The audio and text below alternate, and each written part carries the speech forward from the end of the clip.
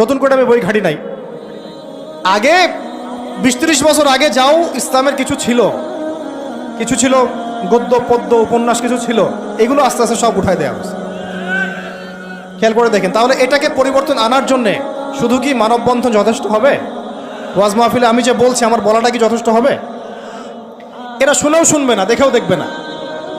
আমি বলে দিচ্ছি আপনাদেরকে, যদি সেকুলাররা উপরে থাকে, এই তথাকথিত সুশীলরা, এই রাম বাম প্রগতিশীলরা, এরা এই কথাগুলো শুনে বিশ্বাসও করতে পারে, হ্যাঁ এটা সত্য কথা বলছে ছেলেটা, কিন্তু ওরা কিছুই করবে না। কারণ কিছু বললেই দুটো শব্দ, কিছু বললে নাকি ওদের আব্বু মাইন্ড করবে।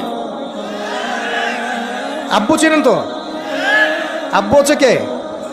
আমেরিকা। হ্যাঁ, কিছু বললে কে মাইন্ড করবে? আবার কিছু বললে আম্মু নাকি বকা দিবে। আম্মু চিনেন?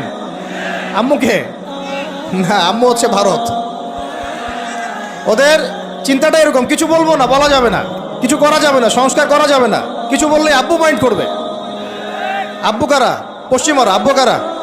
পশ্চিমারা। আবার এখন বলছে কিছু বললে আম্মু মাইন্ড করবে, আম্মু বকা দিবে।